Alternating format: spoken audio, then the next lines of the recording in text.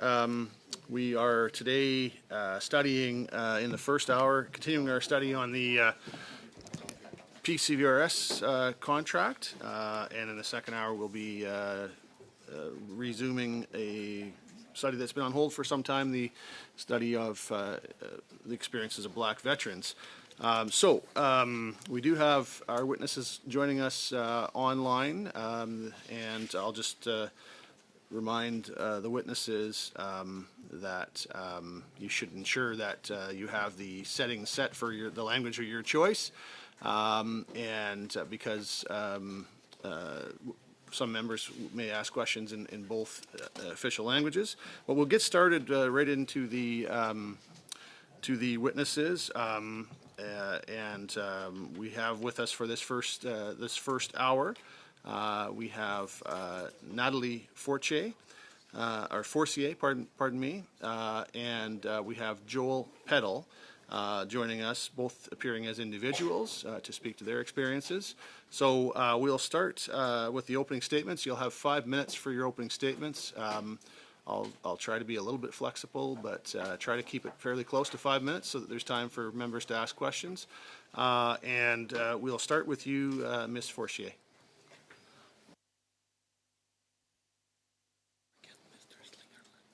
Oh, I didn't see his name showing up. She's on mute. Okay, you're on. I think you're on mute, Ms. Fortier. Sorry.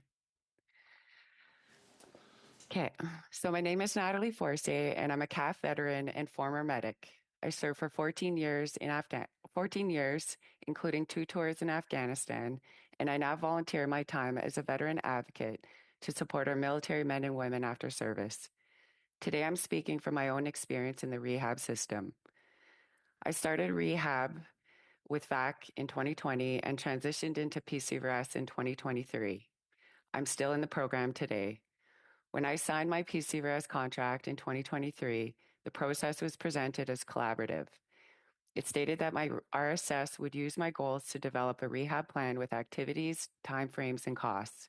It stated I would review the draft plan with my RSS and VAC case manager, that SMART goals would be discussed together, and that I would receive a final approved plan.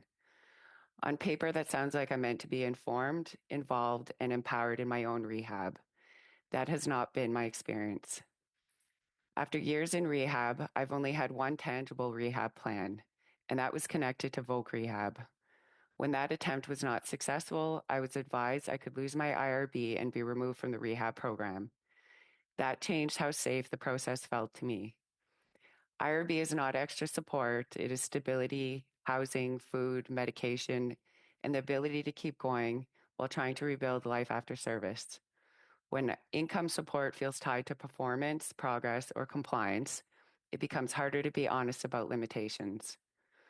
My rehab focused on 2 specific injuries, my left knee and PTSD from Afghanistan. But those injuries do not exist in isolation. After 14 years in uniform, I was not only dealing with 2 diagnoses, I was trying to rebuild after chronic pain, mental health injury, loss of identity, and years of pushing through because that is what service required. The process often felt rushed and short term, and if there was a set timeline and an expectation that I should show a measurable improvement within that window. But 14 years of repetitive stress, joint degeneration, chronic pain, and mental strain do not simply improve because the rehab plan says they should.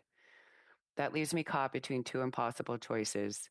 Either I try to force years of physical and mental stress into a rehab timeline that does not reflect my reality, or I admit I cannot progress the way program expects and risks being seen as non-compliant. And if I'm seen as non-compliant, what happens to my IRB?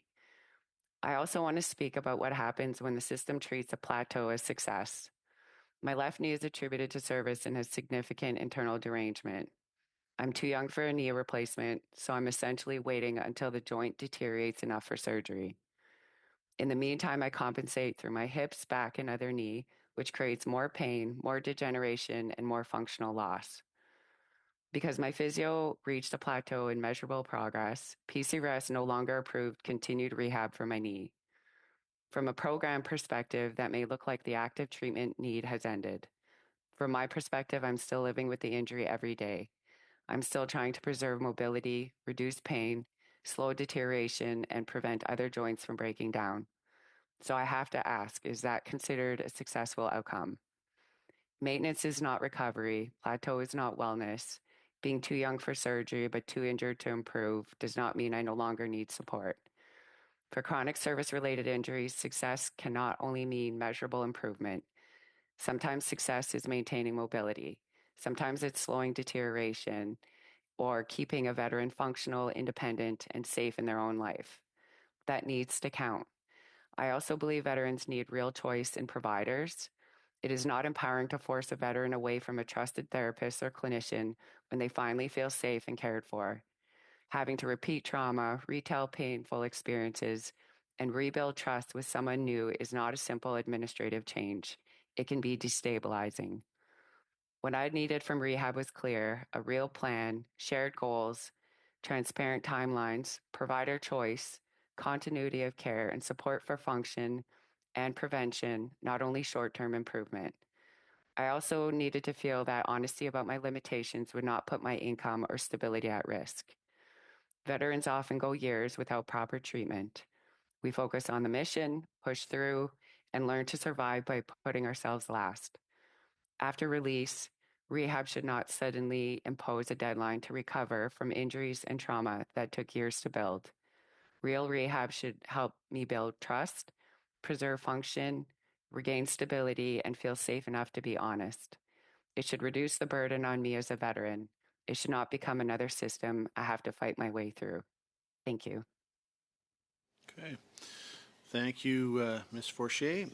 Pretty much bang on time, so good job there. And we also have appearing as an individual today, Joel Peddle. So, Joel, I'll turn the floor to you for the next 5 minutes to give your opening statement. Thank you.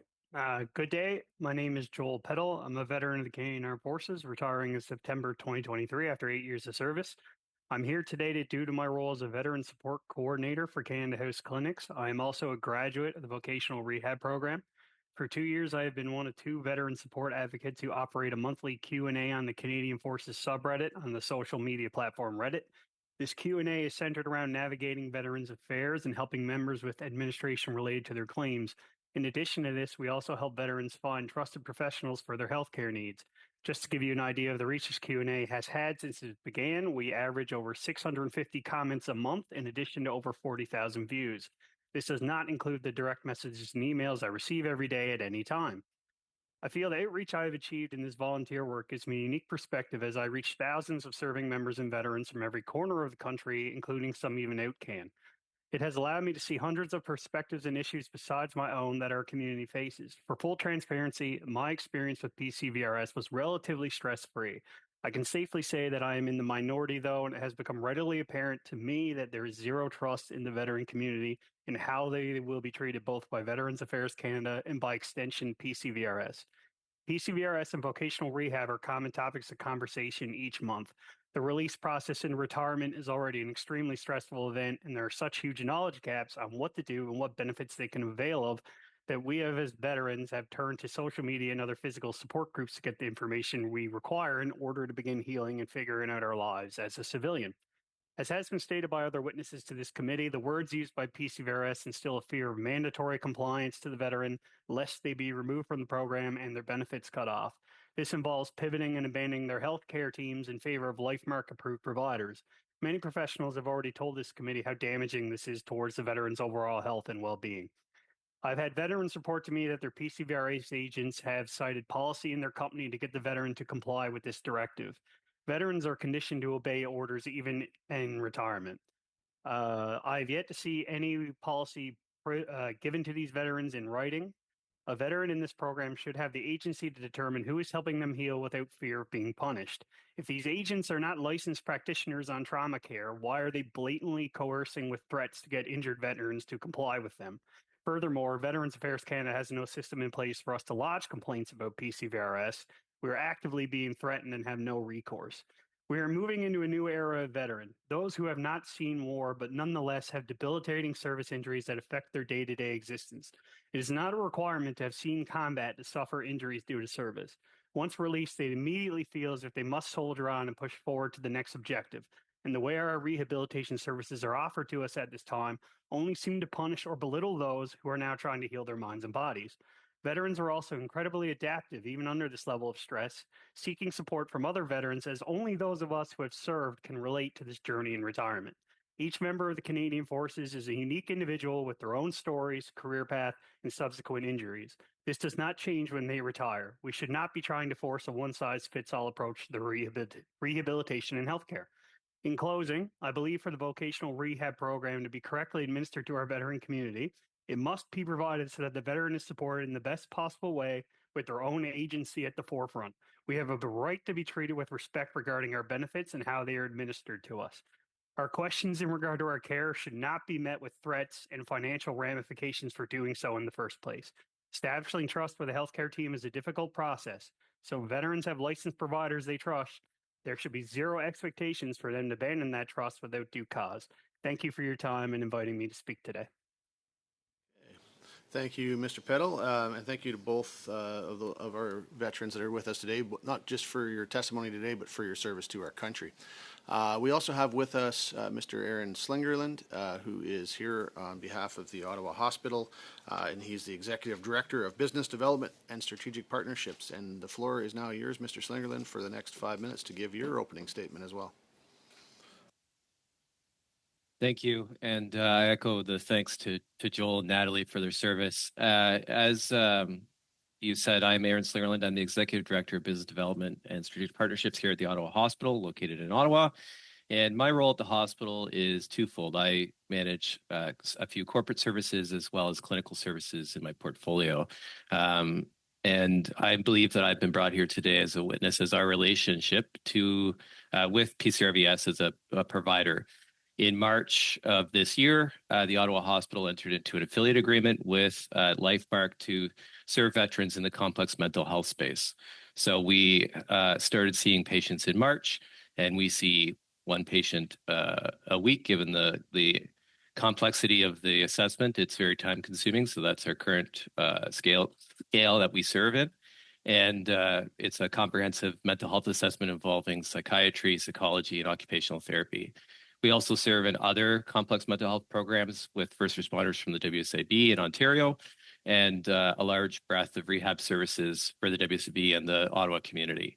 TOH, or the Ottawa Hospital, is Ottawa's tertiary academic health center.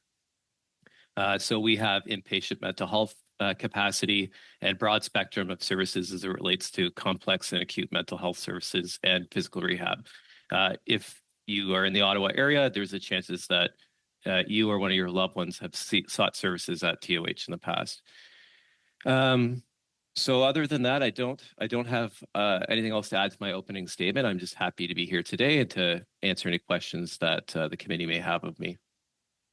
Okay, thank you for your opening statement as well. And we'll now turn to questions from our members of Parliament that are here on the committee today, and the first round, each party will get 6 minutes to ask questions. So we start with the Conservative opposition, and Mr. Fraser Tolmie for 6 minutes.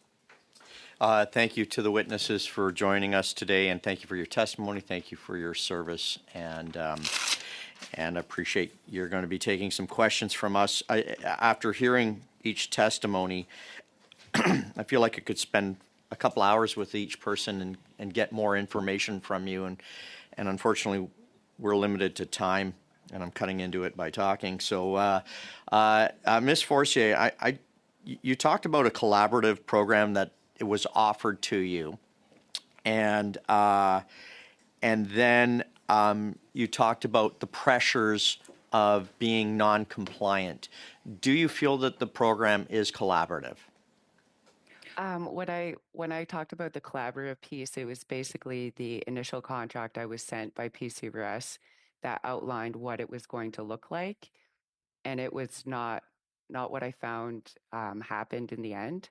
It wasn't collaborative. I wasn't afforded a treatment plan or an understanding of what that was going to look like, and their perspective of what was expected of me. And I understand that you have a medical background in the military. What are your thoughts? And if you could please restate for me, you were considered non-compliant in the with PCVRS because your rehab wasn't working. Is that correct? Could you kind of?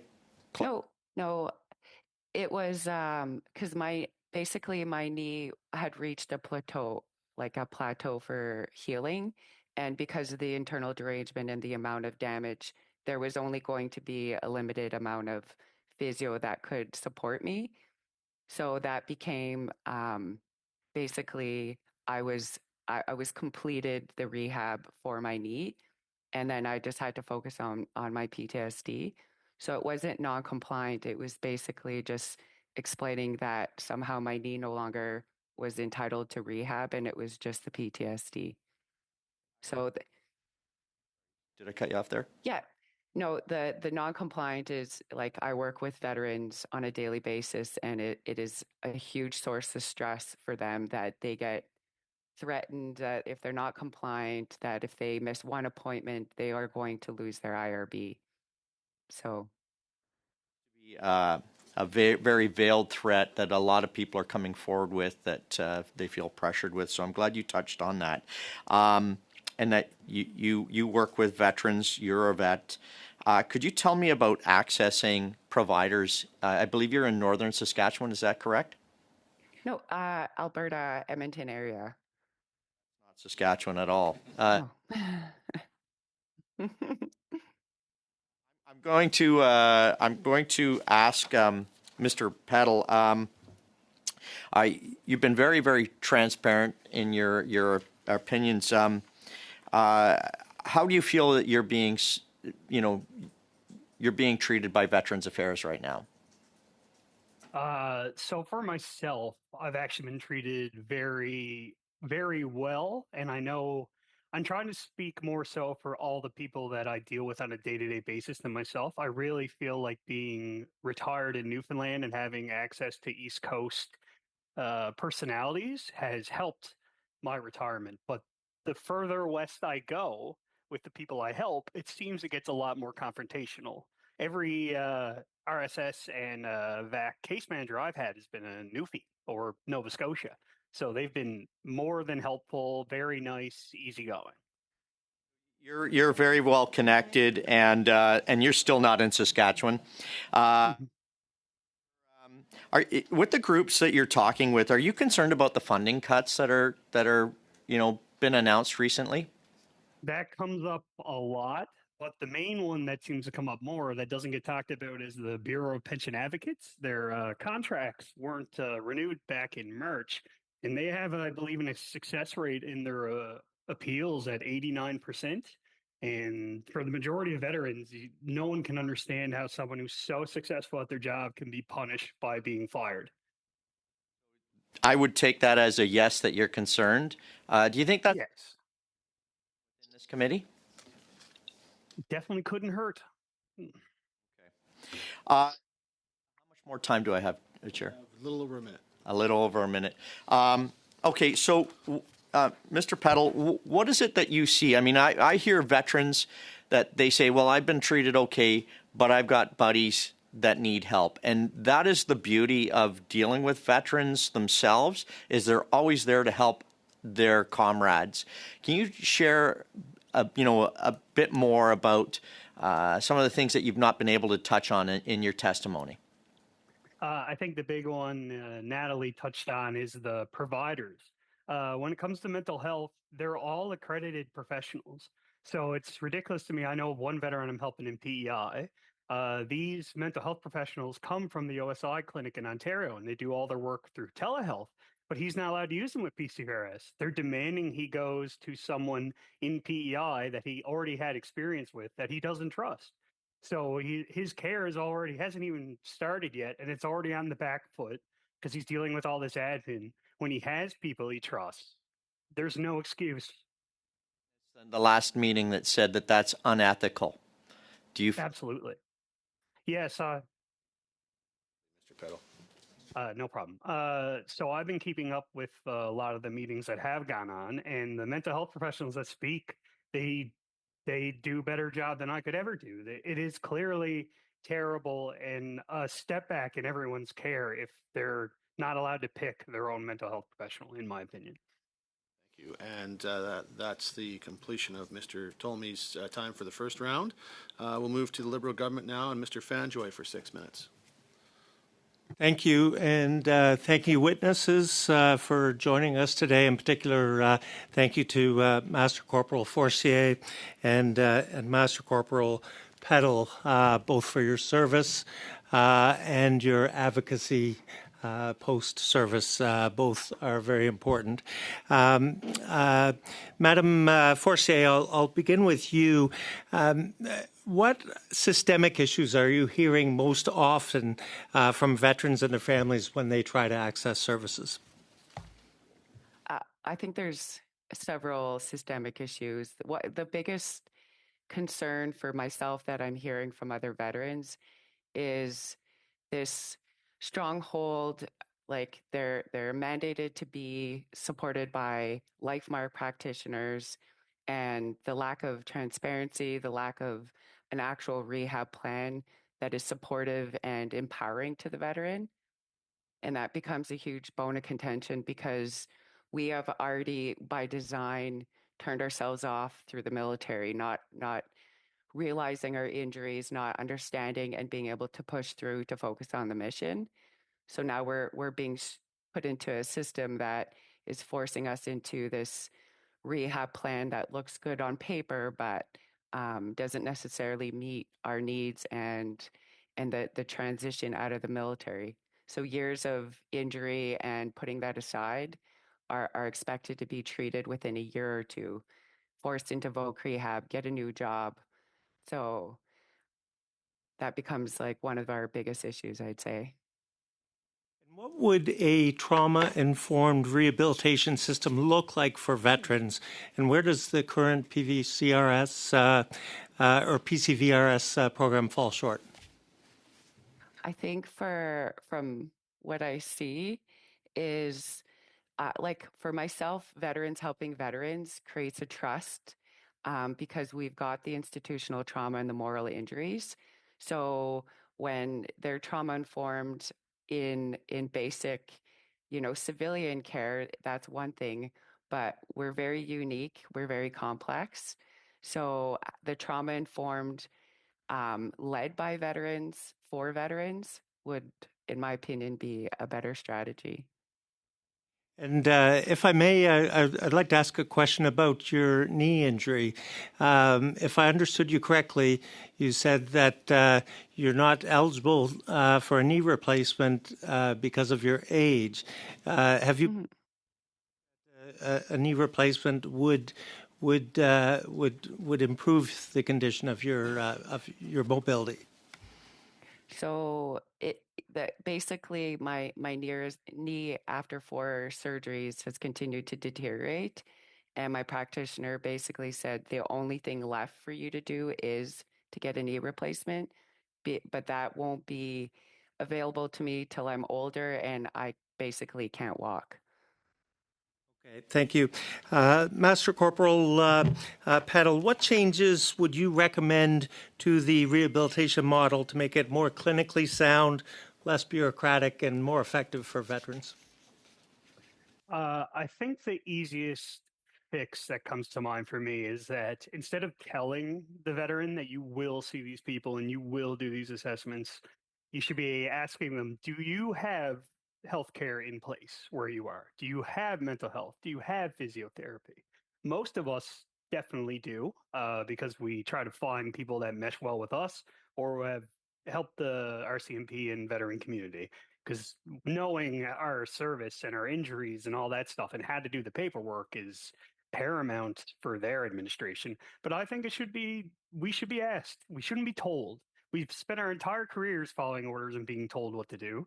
So why not now, when we have agency back in our lives in retirement, are we not being asked, are we good to go? Only if we do not have anything, because of course, Newfoundland, I know a lot of rural veterans, they might not. Well, then maybe you could try and push your providers, but the onus should be on us to choose, at least be asked the question before we're told.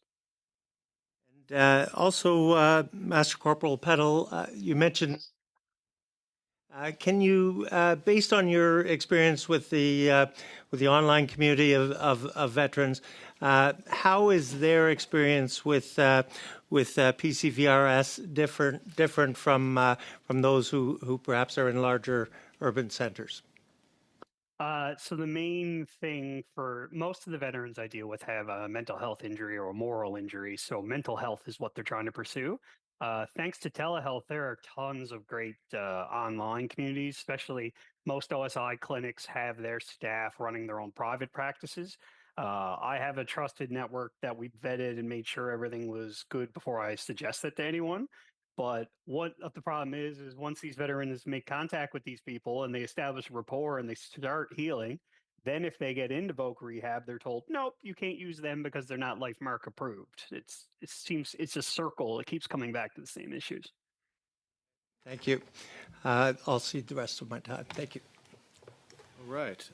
Merci. Et maintenant, nous avons Madame Goudreau pour le prochain 6 minutes.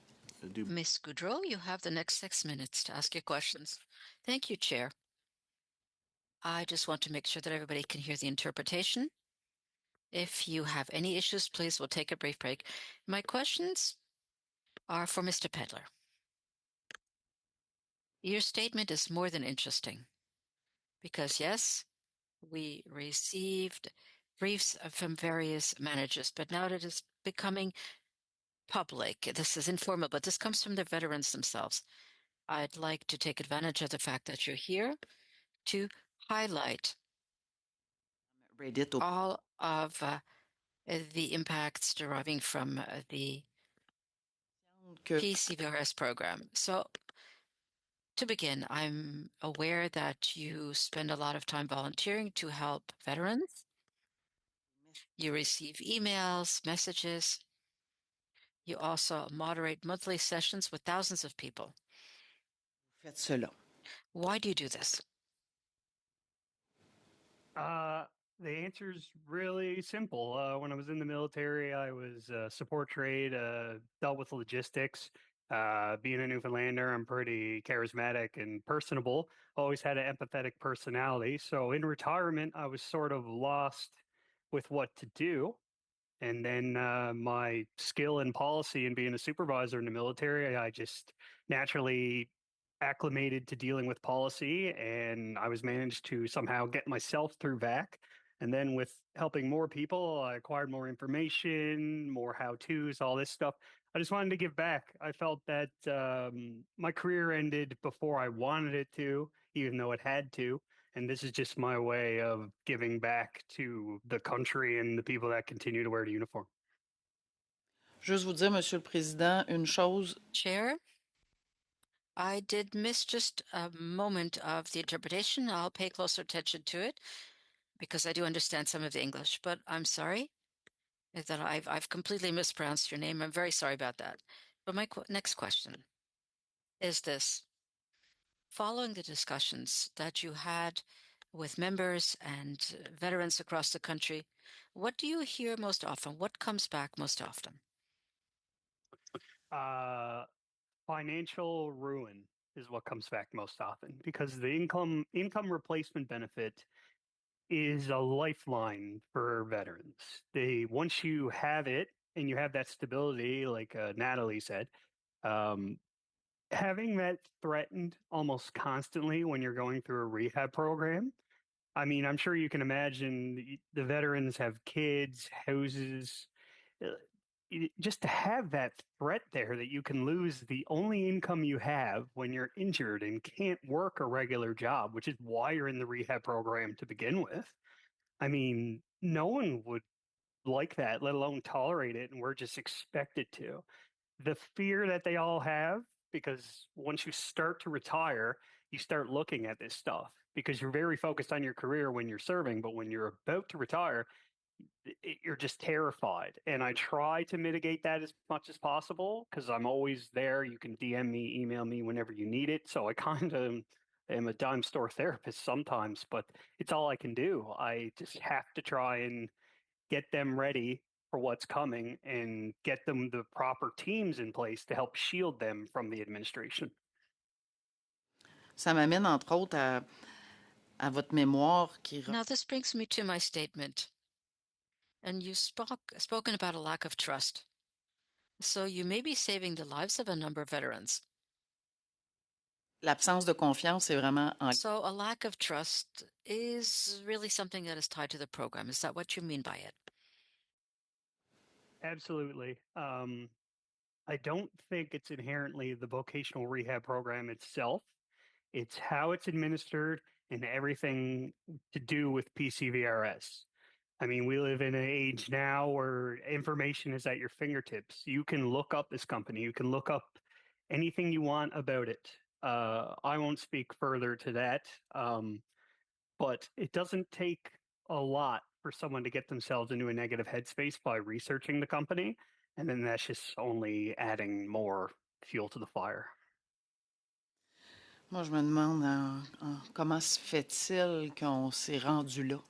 Puis je suis très soucieuse parce que le contrat va être à renégocier. Et si on laisse ça Pardon, comme ça. juste un moment, Madame Goudreau, ce n'est pas une introduction à ce moment. OK. Donc, on va continuer à savoir si vous avez l'interprétation. On prend notre temps, c'est important. Est-ce que tout va? Oui, organisation. Nous... I just want to make sure that we have the interpretation. I think we're very well organized. Perhaps not in this case. Essentiellement, il y a eu beaucoup de recommandations. So many recommendations were submitted because I do tend to be a positive person. But do you believe that the program as such has some benefits because you testified that you did receive good treatment? And what I'd like to know is this. Should we do a 180-degree turnaround to make sure that there won't be so much sent to the network of complaints? Oh, that's a really good question. So for myself, I retired in a military town. And because of how I retired, my care team that I had established while I was still serving going into my medical release, they've been dealing with military and PCVRS since they've had the contract. So it was almost like I had extra help that most veterans don't have. They were ready to go. They advocated for me without me having to do anything. So it was very easy there. I've reached out to a couple. I basically posed the question to a lot of people before this meeting. I was like, what would be the number one thing you would want changed with PCVRS? And a lot of veterans would like this to be with VAC itself. If VAC is in charge of our care, one person put it a lot better than I can. If they're in charge of our care, why are they not the ones? Why is this not an internal system within VAC? Why is this not handled by them and being outsourced? Okay, Merci beaucoup, Monsieur le Président. C'est la fin de cette Thank you, Chair. deuxième tour. That is the end of round one. For the second round, we have Ms. Wagenthal for 7 minutes. Thank you very much, Chair, and thank you to Ms. Forcier and Mr. Peddle for your service to us and to Canada. Deeply appreciated. I want to start actually with Mr. Slingerland. You indicated that you're the Executive Director of Strategic Partnerships, and in this case specifically as a clinicianal service affiliated with LifeMark. Would that be accurate? That is something. Yes. So in March, the Ottawa Hospital entered into an affiliate agreement to serve in this program for complex mental health assessments. We have in our. I apologize. I don't like interrupting, but I have a lot of questions. No problem. In regard to that, can you tell me since March of 2025, how many assessments have you completed for LifeMark? I don't know today's current number, but it'd be one a week since the middle of March when we started. Per week, okay. Yeah. Agreement with LifeMark. We are paid a fee to assess the veteran under the program requirements that are outlined in our agreement. FEB. It is just a little shy of $6,000 per assessment. I think 5,800, and I don't know the exact number offhand, but it's just around. As in one per week at 6? Correct. Okay, so when you do those assessments, when are they shown to the veteran? The veteran is an active member of the assessment. Like it's over the course of 2 days, and then there's a large portion of reporting that takes place from the psychiatrist, the psychologist, and the occupational therapist, and then that report is generated and provided back to LifeMark, PCRVS. Report. That's at the disclosure process for them to provide it back to the veteran. So once we are done with the assessment, we don't follow up with treatment or anything like that right now. Yeah. You've assessed a veteran that you don't feel should see that assessment first before it goes to them to get the sense of whether or not he's happy with. If they asked us for the report, we would disclose within the requirements of the pertinent legislation around the release of personal health information. Are they made aware that they need to request the assessment at the beginning of the process? Not explicitly. It's just like if you went to go see your family doctor that was doing an exam and writing a report based on your findings of the exam. The information is typically provided back to you if you ask for that information. Okay. At this point in time, what we're hearing an awful lot of is that PCVRS is almost done its mandate for the first $500, $600 million. They need to be reassessed before December, which is a very tight timeline in light of what we're learning. Would you say that an independent review is important and that a major part of that independent review should be veterans sharing their perspectives with whoever runs that very independent review from VAC and PCVRS? Yeah, I'm a public servant as well, and I think anytime that the public service spends that type of money, that it is, and when there are concerns from the veteran community in particular, it warrants a fulsome review before further funds are applied. Thank you. Mr. Peddle, what caught my attention very much was something that I hear from other witnesses as well. There's nowhere to lodge your complaints with PCVRS directly as a veteran.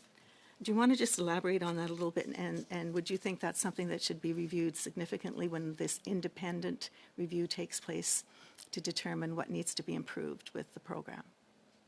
Absolutely. So as you're aware, you basically have a VAC case manager and you have an RSS with PCVRS once you're involved with both of them.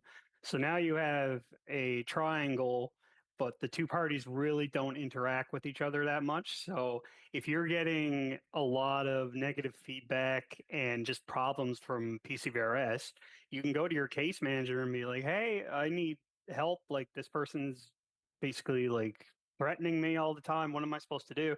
The VAC case manager very rarely can do anything other than, I'll go talk to them. So you're left out of it. And all you can do really is complain to your case manager. There's no plus box or email anywhere you can really lodge a formal complaint, which is pretty strange considering how many different ways the Canadian government has for us to lodge complaints on almost any other aspect of a public service. Very helpful. Thank you. Okay, thank you. That's the end of that particular round. Yeah. Say 7 minutes? No, cinq minute, 5 minutes. You said it in French? Five, yeah. I 5 heard minutes. 7. 5 minutes. No, it's. I'm so sorry to hear that. It was a good try, and no, seriously, something I would probably do in your for chair 7 myself. But no, it's established practice that in the second round we do 5 minutes. I thought you were being very generous.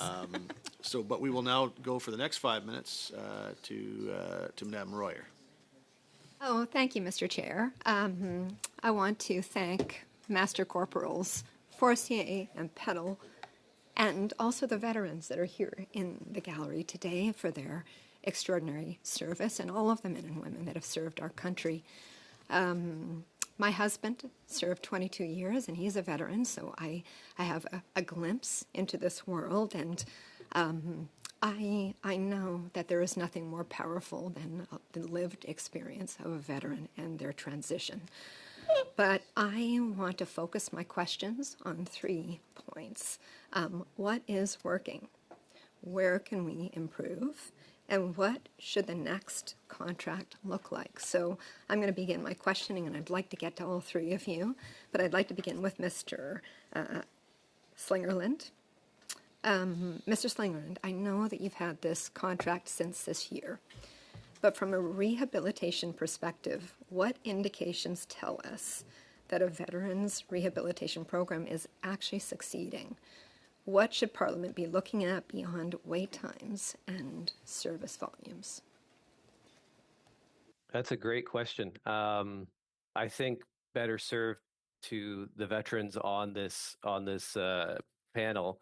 However, from my perspective as a hospital public servant, we have very objective health outcome expectations from the Ministry of Health, our board, and the community expectations in who we serve. So I think if we're, what expectations should we expect from a rehabilitation program for veterans is that there are co-designed outcome measures from the funder and the participant that are held accountable to the provider to achieve. So the example for TOH and our small role in this journey for the worker is that we are tasked with applying a comprehensive, high-quality mental health assessment on the front end of the journey for many workers. So, and we will make sure that we continue to do that. But to your question, what should the wholesome outcome be is that veterans are accessing timely, high-quality care that is measured objectively from a performance perspective. Master Corporal Forcier, in your opinion, and you've had an extraordinary journey. I think you've shared that, and I want to recognize that. But where do you see the greatest opportunities for improvement? I know that you talked about the co-creation of the program in concert with veterans and the importance of the individual plans. But can you talk a little bit more about what this might look like in practice? Ms. Forcier? Pardon moi. I think you're on mute. Yeah. So for myself, I had an incredibly supportive RSS since the inception, since I started with PCVRS in 2023. And in March of this year, she quit and basically told me that she was not able to do her case management job the way she wanted to. So I had somebody who protected me from all the rules, supported me through my rehab, and kept me going in a supportive way. But knowing that she basically left PCVRS because she was expected to change how she was doing things really affected even just my understanding and appreciation of the program itself. So I do feel like there are great people that could support. Having the veteran be part of what this program looks like could also be very helpful so that it's veterans helping veterans, because there's an innate trust amongst ourselves, whether we serve together, deploy together, or have never deployed or served together at all. There's like veterans leading this rehab support program. Thank you very much. And Mr. Peddle, very, very quickly, we only have about 30 seconds, but trust is fragile and precious. What would be some of the building blocks that we could implement that would restore trust with veterans that are in this program? I really think it just circles back to what I touched on, in that the veterans should have their advocates should be listened to and asked. That level of trust would be great. Just because I know if you establish a healthcare team for yourself and you're happy with them, they really do all the work for you with PCVRS, so you're not handling that load yourself. Because I don't think it should be expected that a veteran with mental health issues who may not be in the best place should be dealing with all this extra admin and constant reassessments and really just questioning if you're as injured as you say you are, despite all the evidence to the contrary. Much. Merci beaucoup. Merci. Et pour le prochain 2 minutes et demie, Madame Goudreau. And for the next 2.5 minutes, Ms. Goudreau. Thank you, Chair. I'd like to continue with Mr. Peddle. Vous avez tellement d'informations pertinentes. You have so much relevant information. Would you like to send us an obviously anonymous synthesis? If you could do this, that would be very helpful because your volunteering is very precious. But this brings me to ask a somewhat more specific question because thanks to you, there are people who are able to succeed in the program and to find their way through those constraints. So, what do you think that the 3 administrative rules or practices cause the most distress and frustration in veterans? I believe the biggest 3 is really just the language that's being used by PCVRS because there's no other word for it other than threats. Like I said, you're threatening people's financial stability. And these threats can come from something as simple as, I can think of one perfect mental health issue that causes sleep apnea. One veteran I know, he basically can only get to sleep from 1 a.m. to 6 a.m. So he's not able to function until the middle of the day. And they're scheduling him for 8 a.m. appointments despite his clear issues and then being reprimanded for doing so. So I really think, sorry, I'm wasting your time trying to recall the question. The main thing I think with them is just things like that. The language they're using, not allowing for veterans to adjust their lives. Heaven forbid your kid gets sick and you can't miss an appointment. These things should just be naturally accepted. The same way if you're going to a doctor's office, your doctor wouldn't get mad at you for life getting in the way. You would just reschedule. But when you reschedule a PCVRS, there's always this fear that you're going to be punished for what you're doing. And as for your other statement about submitting synopsis, this is what I do for a living in retirement. So if you need anything from me, gladly will support. Donc, ce que je comprends, c'est que From what I understand, tell me yes or not, because my time is almost up. We should first try and reestablish veterans' ability to act rather than to control everything in their journey. Would you agree with that? Absolutely. Yes. Monsieur le Président. Thank you, Chair. We will now move, we've got 2 more rounds of questions before this hour is complete. And the next round of questioning is to the Conservative Opposition, Mr. McCauley, for 5 minutes.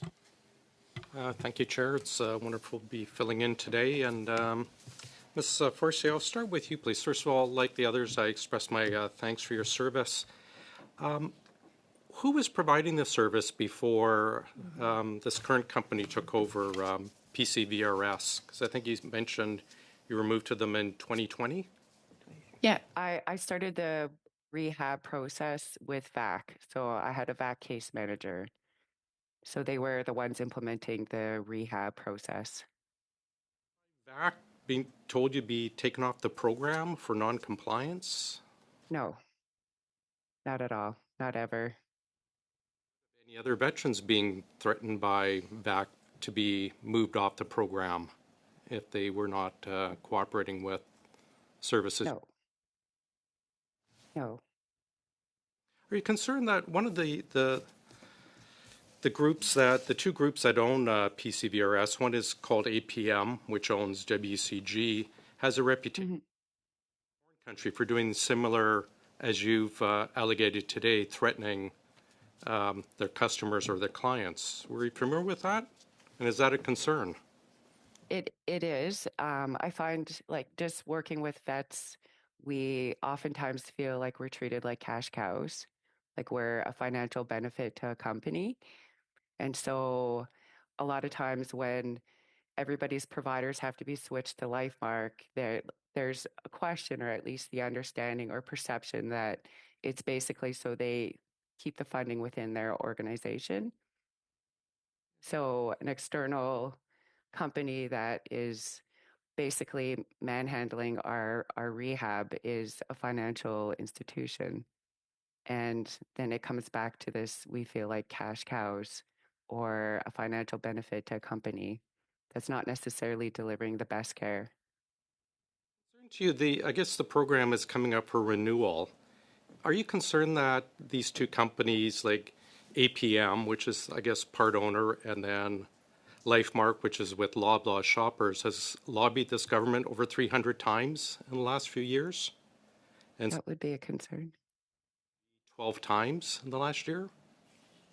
Yeah, that would be a concern. And from what I was told, and this is just the veteran community talking, was that PCVRS had already gotten approved for the renewed contract. So yeah, despite this conversation that we're having now, they're still moving forward with the company that isn't necessarily delivering the best care to our veterans. It appears that WCG and Lifemark through their lobbyists have a stronger voice with the government and better access to VAC than veterans itself. Exactly.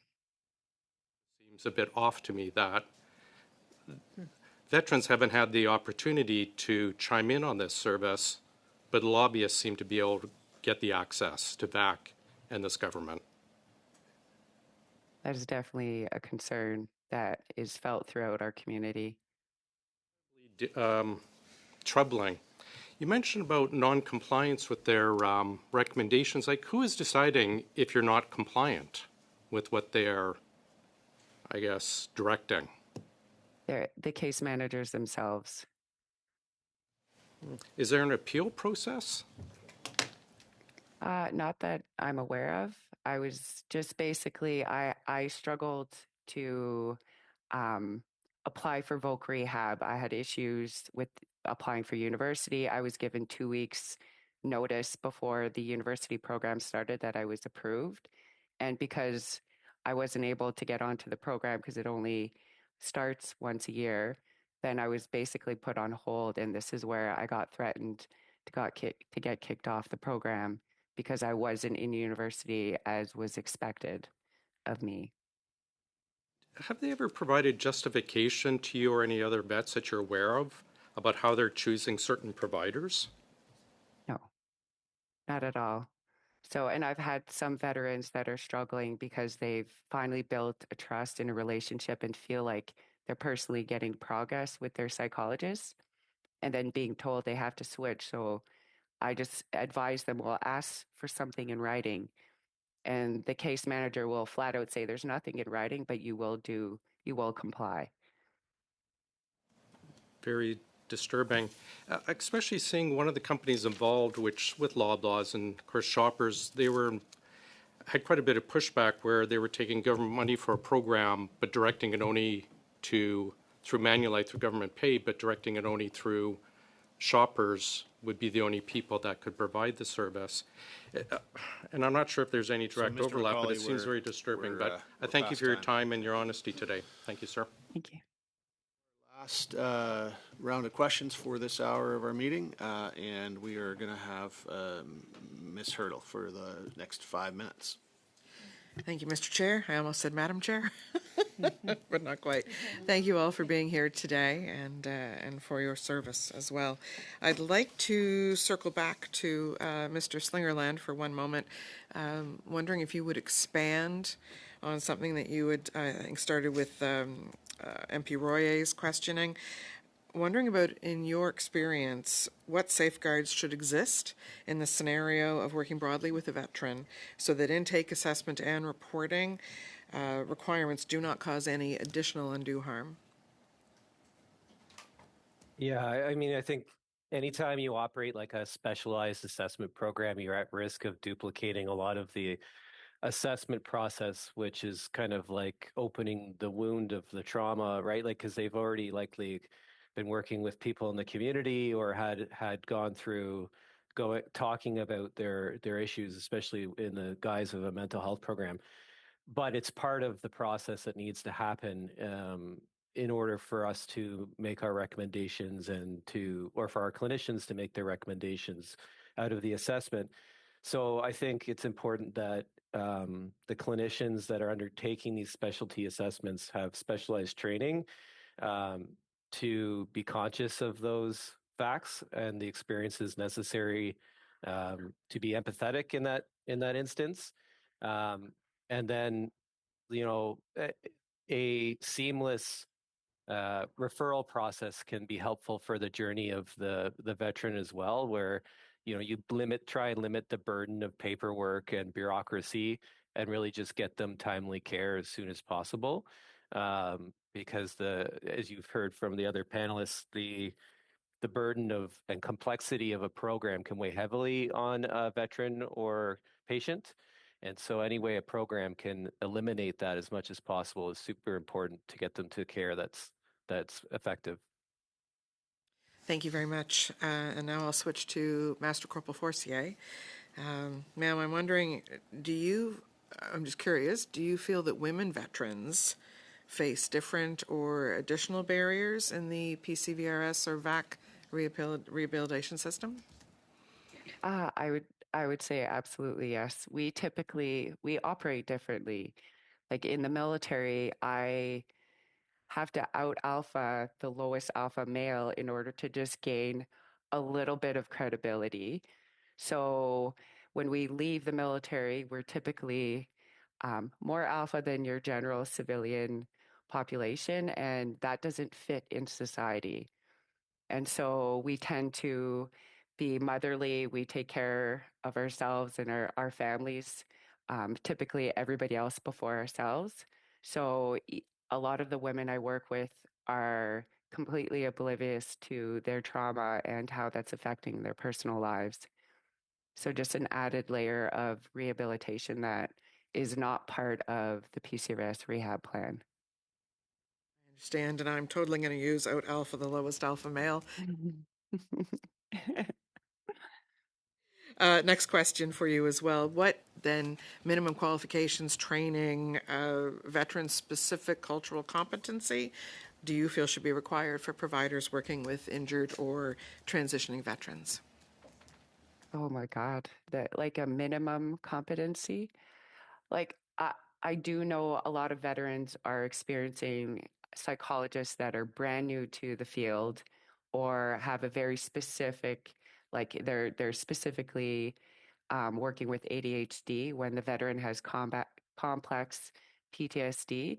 So, and those that are getting brand new psychologists right off the street through LifeMark basically leave after 6 months once they've garnered experience and move on to a new job.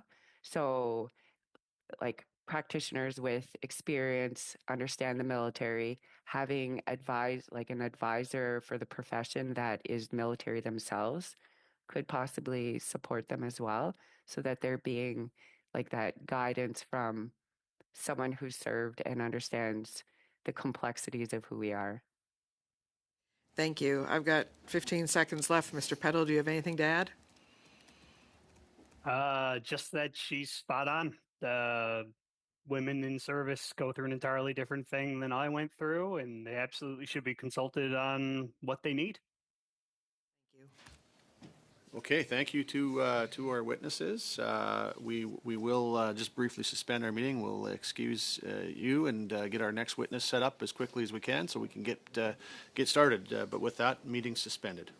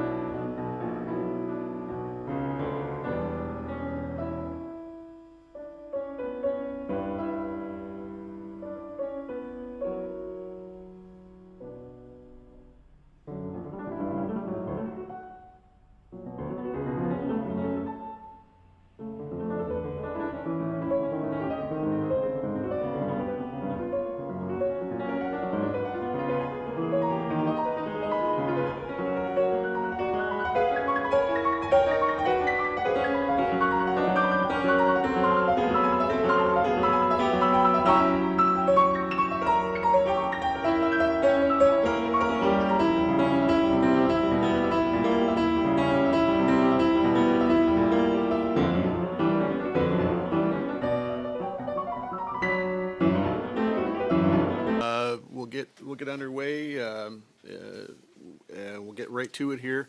So we're on our study that we're resuming on the Un rappel experience au of règlement, Black Monsieur le veterans. Président. No, we have a point of order. Ben, en fait, c'est parce que le piton n'a pas été mis à on pour l'interprétation.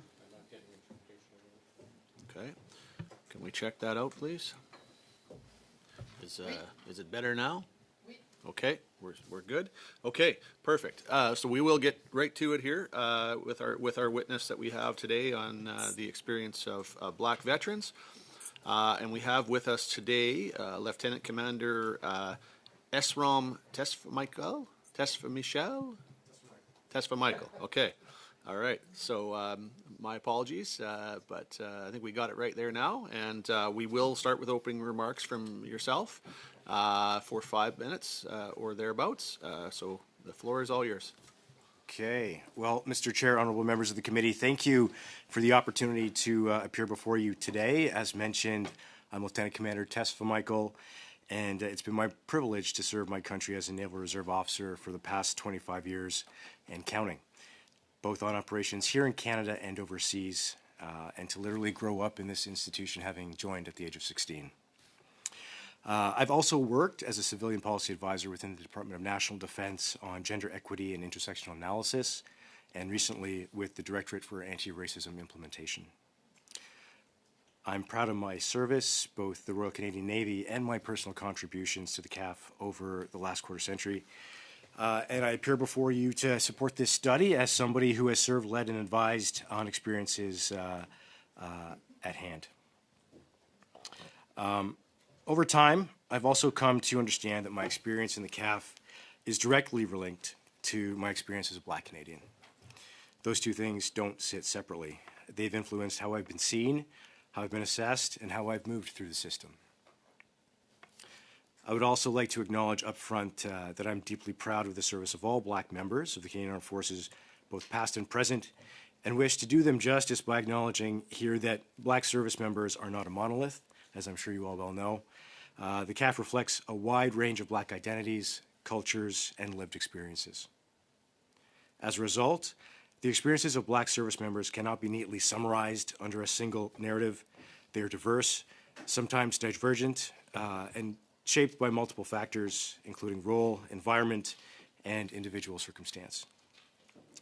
Recognizing that diversity, I feel, is essential if we are to understand both the challenges and the progress accurately.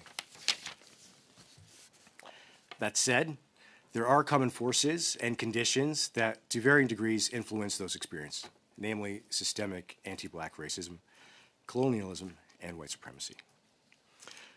So I'd like to start by framing the conversation a little bit. So when we talk about the Black experience in the Canadian Armed Forces, we're not talking about just one story, as I mentioned. There are many Black communities represented in the CAF, different cultures, backgrounds, and paths to service. Some members are Canadian-born, others are newcomers, and some serve full-time, and others, like myself, as reservists. So, as mentioned again, there isn't just one experience.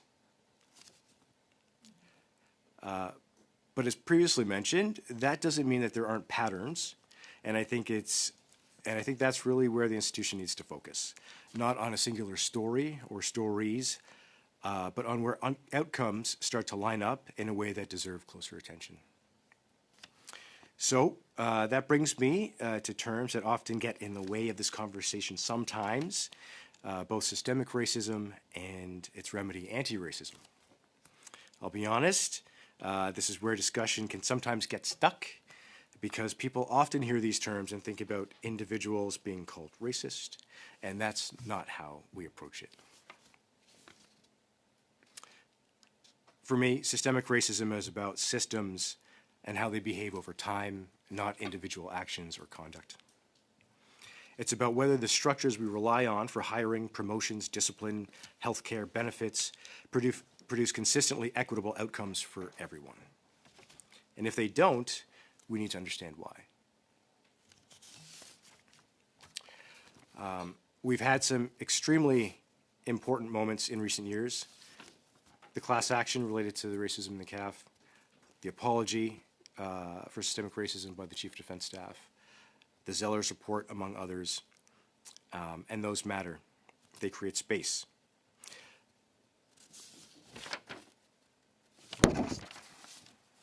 But if I can put it simply, we can't stay at that level of acknowledgement forever. I think the next step is considerably harder. It's now looking at how the systems actually work day to day and where they can be strengthened, not only at the individual level, but at the institutional one.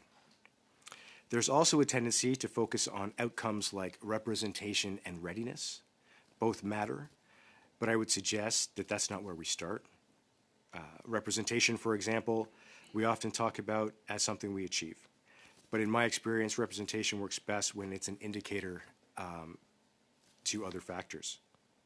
If recruitment, development, and promotion systems are working well, representation will improve as results. If they're not, it does not, no matter how much attention we put on that.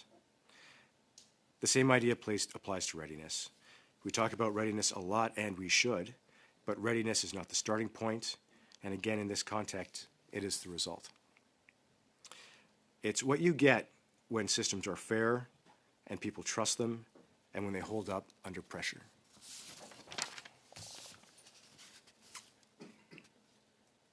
Sometimes it's not dramatic. It can be as simple as who gets informal mentorship, who feels comfortable raising an issue early, or who has the documentation they need when it matters most later on, which is immediately relevant to the veterans' conversation. Each of those things seems small on its own, but over time they add up, and they are not one-offs. They're a product of a system that was not designed for all. There's another concept that can help make sense of this. Lieutenant Commander Tesfa Michael, we're about a minute over the time allotted, but I'll let you wrap up and summarize what you have remaining in your opening real quickly if you can, and then we'll move to questions. You know what? I'm just probably going to ramble, so we can carry on, and I'll answer questions to the committee. Okay, well, I appreciate the honesty. And thank you for your testimony. Also, thank you for your service to our country. And we're now going to go to the rounds of questions. In our first round of questions, we have 6 minutes from each party. And we will begin with the Conservative Opposition, Mr. Tolmie, for 6 minutes. Thank you, Lieutenant Commander, and thank you for your service. And I don't think anything that you've shared was rambling, so I do appreciate you coming before us and being able to share your perspective. I have one question that is, I would say, business related with respects to your role within the Canadian Armed Forces as an intelligence officer. And I just want to get it on record. Would you say in your role that it's a 24-hour, 7-day-a-week kind of position? Many people have the perspective that when you work and live in Ottawa, that you get to switch off, and they don't realize that a lot of people that are working here are actually dealing with things that are overseas, and the job's 24 hours a day, 7 days a week. Would you agree with that comment? Well, just for clarification and to go back to what I said a bit earlier, as a reservist, I serve on a part-time basis, so I have a civilian career outside of the military. So it's not 24/7 for me, sir. But would it be for those that are in a full-time role in Ottawa that serve in a capacity of similar to yours? Well, as a regular force member or as a reservist on full-time service, you are always under the guise of the Code of Service Discipline. So in a sense, but in terms of the tasks you're asked to perform, not so much. Yeah, I just wanted to establish that some people have to take their jobs home with them, and even though that they may be in a domestic role, and so I really appreciate your testimony. You talked about patterns and you talked about systems, and I really appreciated that perspective that you brought forward. Can you share with me and this committee any patterns that you're aware of where we're failing Black veterans in Veterans Affairs? I don't know that I can speak with authority on how Veterans Affairs is failing Black veterans. What I can maybe speak with a bit more context to is maybe some of the unique needs that Black veterans may have that may or may not be part of the veterans process. Why don't we go down that line, and why don't you share a little bit of what you think we could be doing better. Sure. So I think we've made great strides over the last number of years in assessing and understanding the importance of mental health within both the Canadian Armed Forces and the impact that that has on our veterans after service. One of the aspects of mental health that I think may be understudied perhaps is that of racial trauma. And that is something that people can experience both in uniform but also out in society. So if there is a racial trauma experience within the CAF or on deployment that sticks with a CAF member that impacts them post-service, they not only have the effects of that initial trauma, but they also have the reoccurring triggers that are going to occur in society as a result of that constantly being present. So assessing the initial trauma, but also understanding that for Black veterans and for other racialized veterans, that experience is not going to be unique to their service, that is going to be something that is ongoing. Okay. Okay, so you talked about next steps. So you've kind of identified where we can go.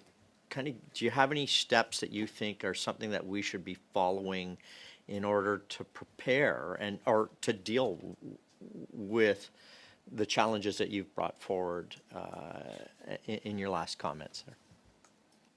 I think, making sure that we explicitly look at race-based trauma and have a full understanding of how that impacts our serving members, our veterans, and impacts their life post-service is one thing to do. Also, I don't know if it'd be called an active offer, but making sure that it is clear that Veterans Affairs and the Canadian Armed Forces is looking at that specifically, so that racialized and Black members of the Canadian Armed Forces feel more comfortable to bring those issues forward and have a degree of confidence that they can be addressed with the same level of interest as other forms of trauma. Okay. I have a question. I'm just in the middle of ready to sneeze, but do you think some of the issues that we've had in the past with racism within the Canadian Armed Forces is going to be a challenge for recruiting in the future? Well, I can't see how not, to be honest. Okay. And can you kind of give me your reasons why? I mean, let me ask you, why did you join the Canadian Armed Forces, and then why would it stop another person who's Black to join? Okay, so why did I join? Probably too many war movies when I was a kid, but I distinctly remember walking into a recruiting center saying, I want to fly the planes off of the ship. And they're like, well, we don't do that here, son, but you can join and be a bosun. So that's what I did. I had an interest in sailing as a kid, and I very much valued service, I guess, from a young age, and it was something that I was interested in doing. Why might it deter other folks from joining? Like I said in my opening remarks, sir, there are people that come to the organization from all different walks of life, from all different corners of the earth, and all different lived experiences.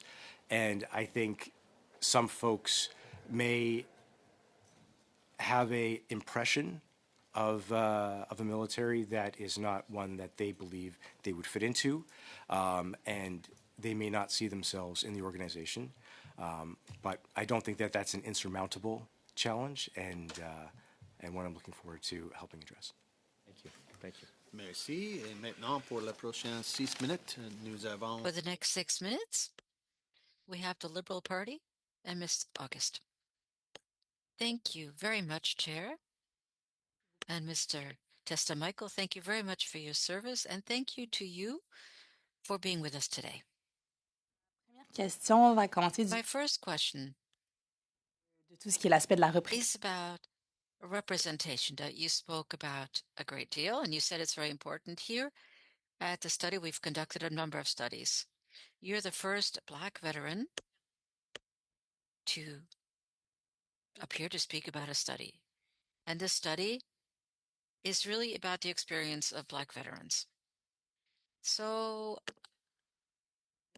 we sense you've indicated that there might be a bit of hesitation with Black veterans, not only to appear here before the committee, but in joining the conversation around veterans, which really covers their experience. What I'd like to know is this. For you, why is it that it is so difficult, or why is there this hesitation in Black veterans when it comes to the system, but also when it comes to speaking about their experience in the CAF? Thank you very much. I'm not sure that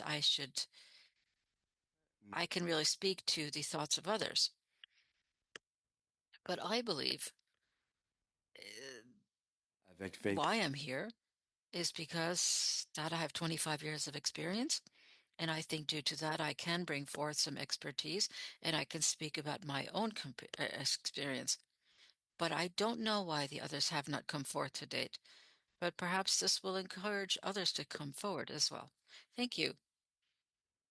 You also spoke about opportunities. That is, how you began to join and what you did when you were smaller. So, what do you feel the barriers are that hinder you from seizing opportunities, not only for you, but or something that other Black veterans in CAF might also encounter? Well, that is a good question. Well, the barriers we might encounter. Well, clearly, there will always be some people who don't feel that we have our place in organizations, and it's not so much the fault of those organizations, but it's the fault of society. We often hear that CAF should represent all of Canadian society, and that we should have members in CAF as well who represent that overall picture of Canada. But representation, and something you asked in your question, I believe is very important. And in fact, we just received our first GOFOs, the the Black general officers, and Commodore Williams and Mr. Olivier as well. So do I think that the representation that we now see in high-level officers will encourage others, and it will show to everybody in the Canadian Armed Forces that there is room for them here. Thank you very much. Est-ce que vous trouvez, selon votre... And do you feel that based on your experience or your colleagues' experiences, do you feel that today Black veterans are treated in equitable fashion? Est-ce que vous pouvez préciser un peu? Could you perhaps clarify that? La manière dont les institutions et tout ça... Well, the way how institutions work, do you feel that as a reservist member and other colleagues, do you feel that you're treated on the same level as other members, either by Veterans Affairs or by the Canadian Armed Forces? Well, once again, I can't speak on behalf of everybody else, but I've experienced many things, and based on that, I can tell that I was one of the founders of the Black Defense Members Organization. And one of our first initiatives consisted in giving a wreath for National Remembrance Day for Black veterans. That was very important for us because we wanted to ensure that Black veterans and Black service members feel represented in a national ceremony and that we commemorate these veterans. This was supported by the Chief of Defense Staff at the time. It was all supported by those who organized the ceremony. So I think that there is willingness to be welcoming and more inclusive. Whether or not we are treated equitably all across the board, I really can't answer that. But I haven't seen examples where there is willingness to be more inclusive. Thank you very much. Question pour vous, My next question for you is, as you've indicated, the new arrivals who've de votre expérience. Started working in our society through defense. So could you perhaps speak about the experience of these new arrivals? What could we do to allow them to help us to protect our country? Je ne peux pas penser à un exemple avec un nouveau. Well, I can't really think about an example regarding new arrivals who've come here, who have expressed extreme pride in joining the Canadian Armed Forces. But again, I can't speak on their behalf. But what I did understand from their experiences, according to what they told me, is that in fact they are very proud of this. Indeed. And they see this as a true opportunity to be integrated into Canadian society and to thank a country that has welcomed them. And it was often a very difficult process for them and a difficult time. Thank you very much. Thank you. Yeah, that's all for that round. Now, Ms. Goudreau from the Bloc Québécois for 6 minutes. Thank you very much for being here, truly. I have very specific questions for you. Perhaps because I'm somebody who is becoming aware of a system or of a culture that, in my mind, as you so well stated, and is that I've watched films, as you said, in my sense, there really was no difference when it comes to color or gender. Nevertheless, I think it's important to look at the situation of women service members. But you're right that we haven't much looked at the possibility, as you've indicated, that there could be racial trauma as well, as you said. What does this look like? Because we heard women, we heard them speak about harassment, sexual violence, and verbal abuse, but what is racial trauma? Well, I'm not an expert, but I could do my best to answer. Well, racial trauma might be different depending on the individual, on your experience. C'est de naviguer et de se faire partie. But it means that you try to navigate through a society, to belong to a society, an institution, or a group where you're not included. Perhaps it's about words that are repeated. It may be about the experiences that you've had in discrimination. You've experienced racism. When you speak about racism, is this a kind of disdain? Is that you are diminishing somebody's abilities? Because with a woman, you tell her you're simply not strong enough, or, you just can't do this. And I don't know if you saw the film Alone at the Front, but it really enhanced the experiences of women CAF members in the 1960s. Is it about disdain? Or do you have to work harder to be accepted in the group? Well, I might cite another example of racial trauma. And again, if you don't mind, I'm going to say this in English. And, fitting into an organization that wasn't necessarily designed for everyone will force, and I'm sure much the same as perhaps women had to conform to a standard that wasn't necessarily built around them, and the strain that might put on an individual, the cognitive dissonance that might cause within an individual over the course of a career to constantly try to shape themselves into an image or a standard that wasn't really built for them. So that could also contribute to a form of racial trauma, and the need to do that for years on years in order to both be seen, to be supported, to progress in an organization, as an example. Merci beaucoup. J'apprécie. Thank you very much. I really appreciate it. And if you're not comfortable in answering, please don't hesitate to tell me. Now, what I would like to know is this. You mentioned that you were a reserve member, so you work partially in the civil society and the CAF. But let me give you an example. I feel that I'm absolutely surprised every time I see this in Quebec. We're in the small municipality of Mont-Laurier. We had a Haitian mayor for 14 years. I don't have the same viewpoint then. But is the culture in the Canadian Armed Forces compared to what you actually see in civil society? Do you see that there's a dichotomy there, or are they similar? because I think we've made major strides, but you might say the opposite. I'd like to know how this is within the Canadian Armed Forces.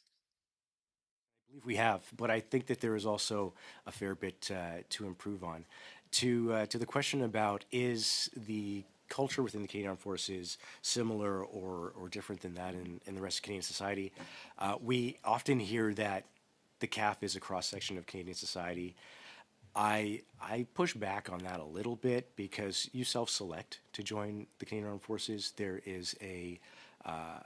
are noticeable differences within the demographics of the CAF than you would find in the rest of Canadian society. You were talking about a study on women earlier. You know, just the proportion, the representation is not the same. So there's no real way that we are completely representative. So of course that will then lead to there being difference in culture and whatnot. It's also a very culture rich and culture steep organization, which is meaningful and important to both preserve and to grow as we move forward. But yeah, I would not say that it is the exact same. Mhm. Il me reste quelques secondes, mais peut-être. I have only a few seconds left, but perhaps after our questions, if is there anything that you would have liked to share with us so that we could develop a report that is as detailed as possible regarding actual lived facts? For example, when we look at the harassment policies between MPs and their staff, it's the same thing here.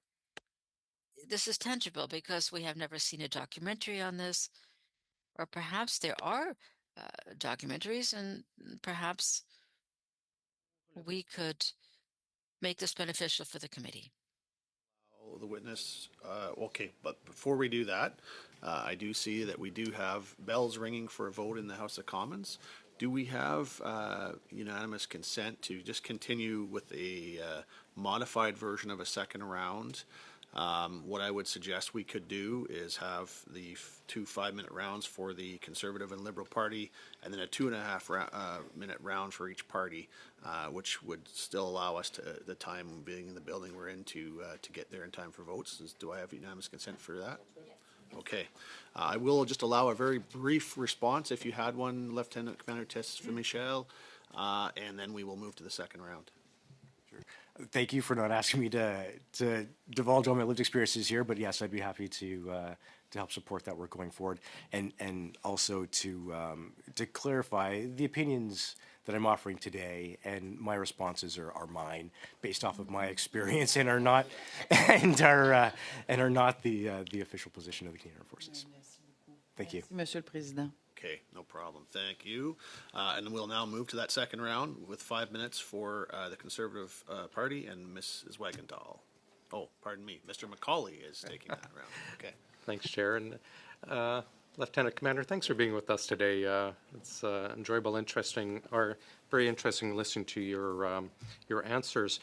When you talk about the community not being monolithic, and I'm glad you brought that up because too often I think it is viewed as one community when it's obviously very, very large, broken up at everyone. Like, how does, I guess, that get handled in a way when they are, say, with the Black community, so many different, I don't want to call it subcommittees, but so many different cultures within that community. How is that handled, I guess, when we talk about access to opportunity or how people are treated, knowing that there may be 30 or 40 different cultures within that one community? Excuse me. Thank you for the question. I think, touching on that is very important, and I think it reinforces the need for an intersectional analysis. So whether you are a Black English speaker or Francophone, or English or French could be your third or fourth language, whether you are differently abled, whether you are of various religions, there are going to be intersecting factors that impact the way you both experience the organization and how you could feel included. Yes. You get a sense that the people within understand that, and we're moving toward that, or is it still a monolithic thinking that has to change? Yeah, I think intersectionality is definitely being considered. I think that there's probably still work to be done. Looking forward to Black persons being broken out within the EE Act, so that there's even more kind of specificity when looking and addressing barriers and impediments to their equitable treatment. But I think, as I mentioned earlier, focusing on the differences right now might not be the most important thing. But what are those patterns that are affecting the majority of Black folks who serve? So whether it's systemic anti-Black racism, which doesn't discriminate based on language or religion affiliation or what have you. So I think that, while we all want to be treated and seen for who we are as individuals, I think when addressing inequitable treatment, looking at the patterns and the systems that are affecting the entire group is a good place to start. Do you feel people are looking at those patterns? Is it well developed enough internally, or are we at kind of the starting point of this is where we need to start looking? Well, and it's an overly broad question, but I just want to get your opinion. Yeah, I think, progress is never quick enough. So I think like I said earlier, we've come a long way. I think there's still a long way to go. But I will say that within the CAF, there has been a concerted effort. And we do have a number of resources, and leadership is focused on looking at this. So we've come a long way, but there's still some room to grow, in my humble opinion. Stereotypically, the view is of the military kind of beats identity out of people in order to have conformity of one set of mind. How does that interact with the reality of different cultures? I'm not sure I understand the question, sorry. Well, it's, again, stereotype, perhaps some Hollywood stereotype or what we read as you join the forces, and you're not Mr. Tessmichael or Mr. McCullough, you are warrant officer this, and you're this only, and you're part of the larger organization, so that we, again, enforce into discipline, following orders, following rules on that. How does that work with, I guess, the larger issue when we have so many cultures? Is it incompatible, or is it? Well, I think as we embrace diversity and inclusivity within our Canadian Armed Forces, and the demographics have changed tremendously over the past 10, 20, 30, 40 years compared to what they were before, we have, more and more overlays in terms of what the person is that we have to account for. So whereas when it was a more homogenous looking force, that might have been possible, it's becoming less and less feasible to do that, I would imagine, because of the degree of diversity that we're introducing into the military, and rightfully so, and we need that diversity.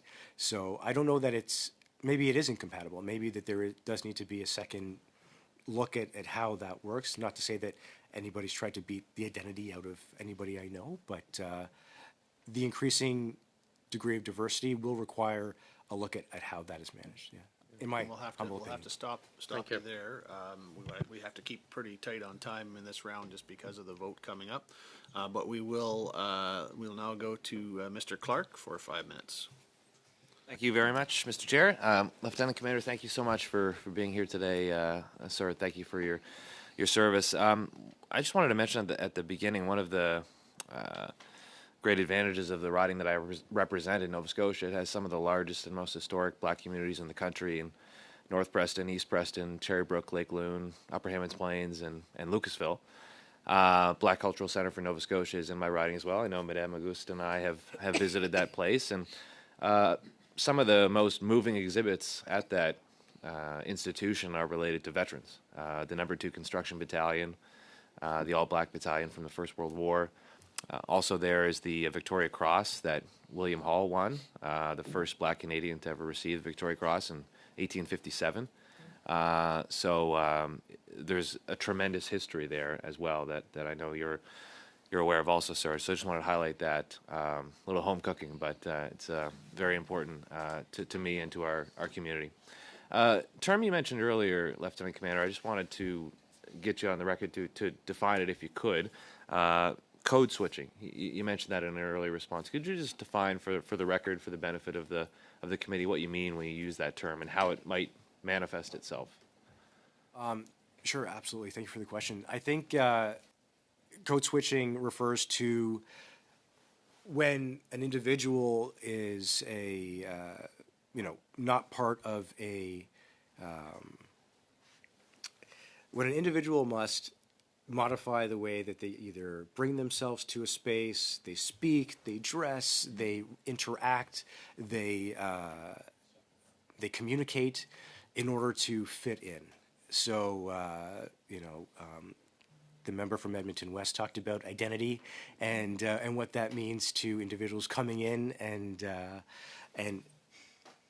that identity, that institution has an identity. And if your individual self does not speak in that vernacular, does not typically wear those hairstyles, does not do whatever, you have to adapt to it. So it's basically just finding a way to, despite your own identity, fit into an organization or group. Yeah. Right.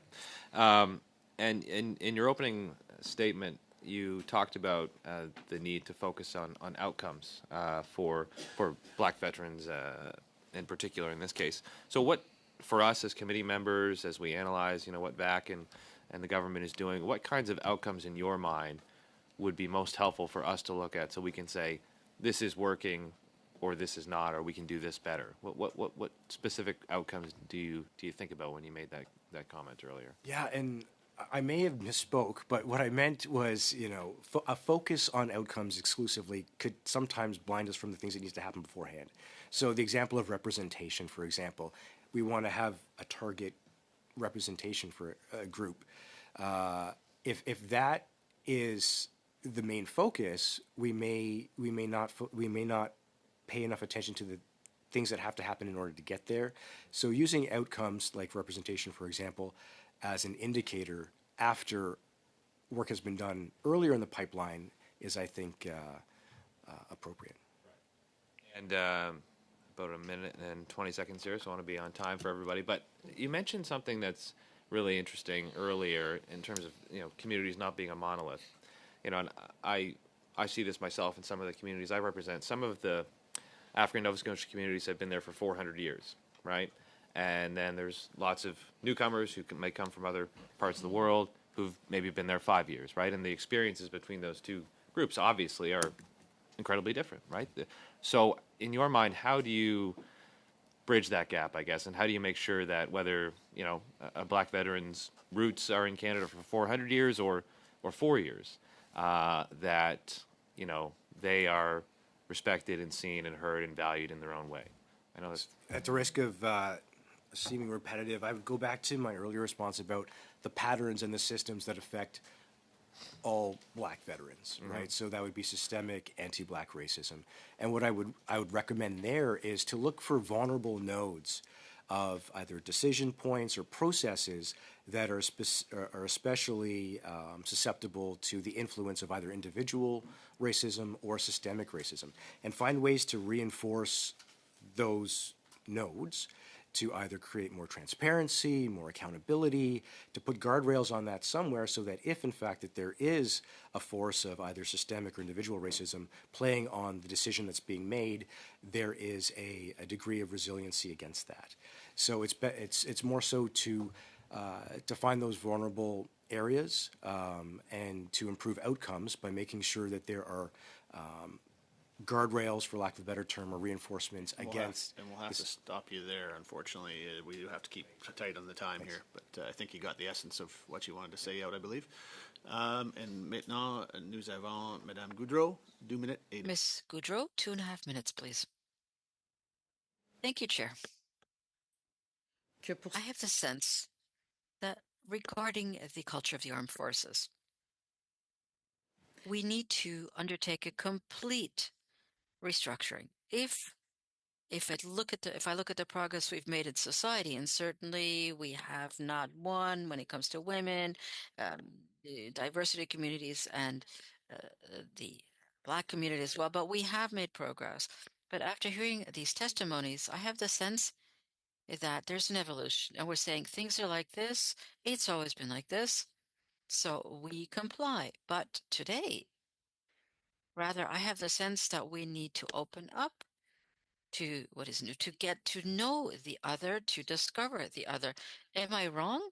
Or are the armed forces still like a box where you must stick to the current framework? Is that still the case? Do you believe it's still like that or not? No, no, I think that there is a great deal of emphasis now placed on intuition, and I'm also encouraged by the progress we've achieved. As I said earlier, I think that even though we have achieved progress, there is still space for improvement. There's room for improvement, in my view. But I think there is certainly room. At least I hope there is room for everybody in the institution, for absolutely everybody. I think we are heading in the right direction. That is my view. So once we have eliminated all of our prejudices, and once we look at a person as the person is, before we bring a judgment to them, then I think we will have made a major step forward, and I dare to hope that this will also have a major impact on the Canadian Armed Forces. I'd like to thank you very much for being before the committee today. Thank you, Mr. Chair. Now we have our last two rounds, 2.5 minutes each. First one being the Conservative Party and Madame Wagenthal. Thank you so much, Chair. So I hope that you can be gracious in what I'm going to ask, because it goes with what I've experienced in life myself. When we talk about the very diverse national backgrounds of Black people, which is true, that is also true of white people, as an example. My dad grew up without his dad. He dissed the Irish all his life, as all good Scots do, until he realized later in life he's actually Irish. And a lot of things didn't make sense anymore. My children grew up in the early 80s in Edmonton, Mill Woods, where there are 84 different people groups. And my husband and I used to enjoy watching them because they didn't have a clue that they were white amongst a sea of people from all different nations. And so this racism is real, you're experiencing, and it's experienced everywhere. So I would love to know how we get to the root of it, because institutions don't come out of nowhere. They come from people creating them, right? So where does humanity and how we grow up and learn, and I mean, that appreciation has to start, I think, at a very young age, where it seems today we are seeing more and more dissent and disagreement in society than we have in a long time. And yet we want to see things improved, especially in this circumstance in the armed forces. How do you process that? Well, you know, where do we start with racism? Like, not to be flip, but I don't think we're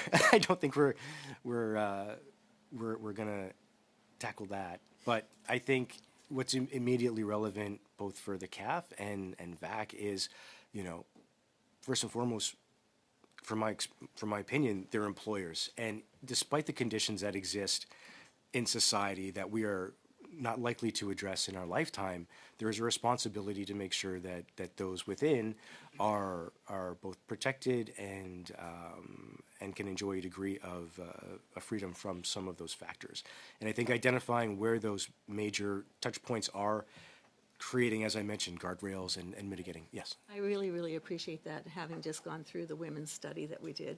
Are you familiar with 8666 from the U.S., where there were 800 Black women who went to fight the war? Mrs. Wagenthal, but it's awesome. Sorry, we're gonna have to stop it there. Unfortunately, yeah, I appreciate that, Chair. We have bells that we have to respect here. We do have one more round of 2.5 minutes for the Liberal Party and Mr. Casey. Thank you very, very much, Mr. Chair. Lieutenant Commander, thank you for being with us, and thank you for your service. You were involved in a project to tell more than 150 years of Black Canadians military service through the Black Canadians Veterans Stories Project. I think that would be relevant to this study, and so I wonder if you could share a bit with us about the project and your experience with it. I am not familiar with that, with my contribution to that particular project. Okay, you're written up in Legion magazine. Okay. You did mention in response to a question, I believe, from Madame Auguste, that you were one of the founders of the Defense Team Black Employee Network. Can you talk a bit about your work in that regard? I'd love to. I think it's a great success story. I think from my perspective, it came out of the wake of George Floyd's murder, and we were off, and there was a real need for community and a sense of partnership in order to process some of the things that were happening in the world, not just that, but COVID and the rest of it. And there was a group of folks who were able to connect, and we decided that, hey, the connection and the support that we were providing each other would likely benefit a wider swath of the CAF, and we decided to launch an employee network, and it was very much a grassroots led organization that is aimed at peer support among, above all else, and it exists to this day, and we're happy that it has spawned other employee-led networks since. Thanks again for being with us. Thank you. Okay, thank you very much, and that does conclude our rounds of questioning. Good news is we did just about get our full hour in. We're only minutes shy, but we do have to let everyone, the members, rush off to get to the votes. So, Lieutenant Commander, thank you very much for your contributions today, and also, of course, for your service to our country. And with that, the meeting is adjourned.